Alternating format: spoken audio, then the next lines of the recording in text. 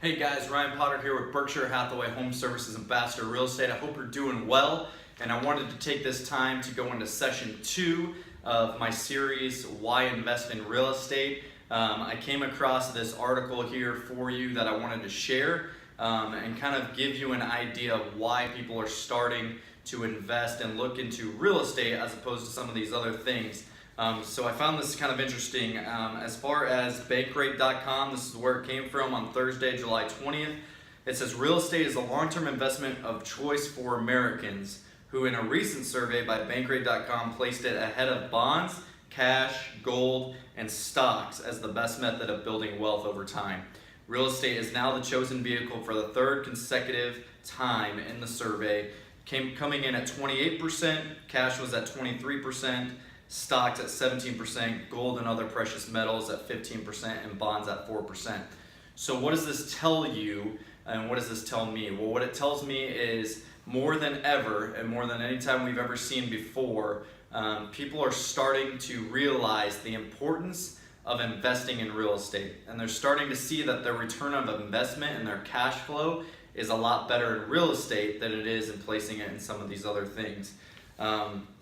I wrote down some questions to kind of think about you as yourselves as you kind of maybe go back and forth of thinking about whether or not you wanted to go down this road or why it's important to invest in real estate. And they're actually questions that I was thinking about as my wife and I have been planning of doing this ourselves and getting more rental properties and things like that in the near future. Here's some of the things that we started thinking about, and it made us realize real quick that we need some more cash flow that comes in the future and for our kids and everything like that moving on down the road. So are you paying more than your fair share of taxes? I think all of us would say yes. Well, there's some tax benefits to investing in real estate, so that would allow you to save some money on taxes or get some money back. Are you happy with the return from your current investments? And so again, that goes to, well, I have to back up. What are your current investments? What are you doing right now to invest your money? Where is that money going? Do you have a savings account set up? Are you investing it in stocks and bonds and some of these other things? Or are you not investing at all? Here's a great way of investing in real estate where you can begin to get that cash flow set up very quickly and fast to allow you to get some more money coming in. Are you on track to accomplish your retirement objectives? I know a lot of us don't want to talk about this, especially us that are young. I'm 33 years old, and a lot of times I'm not really thinking about retirement, but the reality is I need to be. I need to be thinking about, okay, the next 20 years of my life, what am I doing to set myself up, my family up for retirement? Do I have enough money for that? You know, I'm not real confident in the Social Security and some of those things. I know I can't live off of that, and so I'm going to need some additional income to come in, which moves me into my next question, what I think is a difficult question to ask ourselves, but it needs to be asked because it happens on a consistent basis and on a daily basis in the world today. That question is, would you be able to maintain your current lifestyle if you could no longer work? So God forbid if something happened to me today, would I be able to continue that current lifestyle that Vanessa and I are living right now and our family is living? The answer is no. And I'll be completely transparent and honest with you. It's no for us. I would like that to be yes, and I would like to be able to continue to live that lifestyle, but the reality is we're still trying to pay off some debt. We're still trying to get ahead on saving for our kids and their college funds, and we're building a house, so that's obviously taking some money out of that. And so the reality is we've got to find out ways, at least for us, and what we've talked about is generating more income. So how do you do that without putting in more time and more hours to your work schedule? Because for me, I can put in 60 to 80 hours sometimes in a week. I know my wife has put in 50 hours sometimes in a week where she's at home working on charts and things like that. There's not enough time in the day to manage 3 kids, 2 jobs, and still generate more income and go get another job. It's just not possible. So for us, we had to start thinking about what is it that we're going to do to generate some more income and to get that cash flow. Well, how do you do that quickly, and how do you do that over time? When I say quickly, I'm talking about 5, 7, 10 years to start generating that cash flow income. Here's the deal.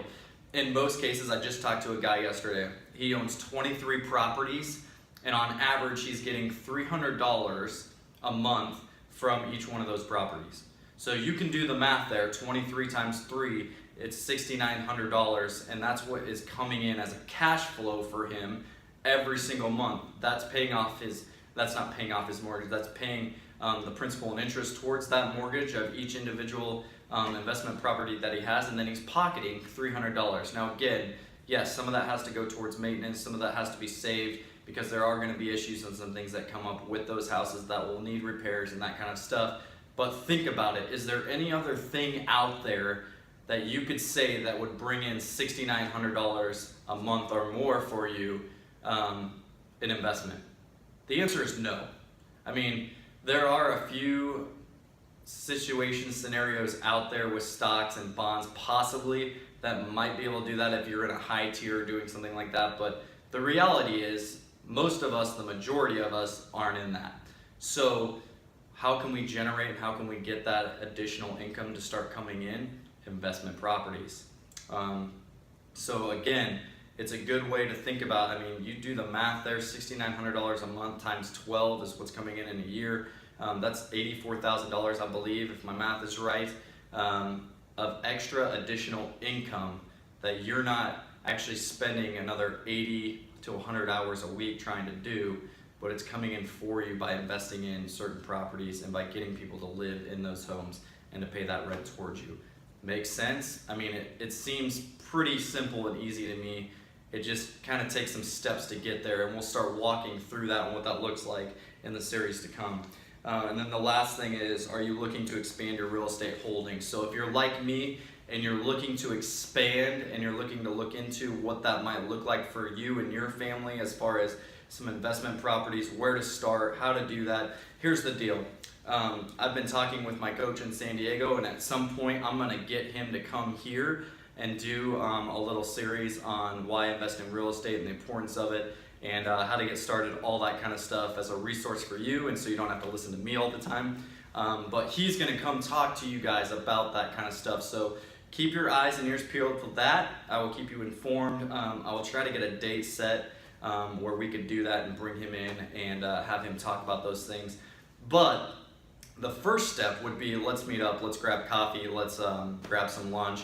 Let's talk about how we get there and create a plan for you, because everyone's plan is different. Everyone's situation is different. You know, I have people coming up to me all the time that like, how do I know that this is a good deal? Well, my answer for you is it depends, because are you looking to flip the property? Are you looking to keep the property for yourself and rent it out? Is this a long-term investment, short-term investment? How soon do you need the money? You know, there's all sorts of different scenarios that we have to walk through in order to figure out if it's a good deal for you or not. If you're buying real estate, I can probably guarantee you most of the time it's always a good deal, no matter what you're using it for, just as long as we do the research and we make sure that that's the right fit for you and your goals moving forward. So let's grab coffee, let's grab lunch, let's talk about those things, let's talk about if this is even an opportunity for you to set yourself up for the future, to set your family up for the future, and to look at investing in real estate a little bit differently than maybe you've looked at some other things as far as investments for you moving forward. So again, thanks for this time. Look forward to the next series and the next session coming out here pretty soon. So I'll be talking more about why invest in real estate and some things there as well. Ryan Potter, Berkshire Hathaway, Ambassador Real Estate. Hope you guys are doing well, and I look forward to hearing from you later on. Feel free to comment any questions that you might have, or text me personally, and we'll get together. So love you guys. Thanks a lot for following me. Have a good one.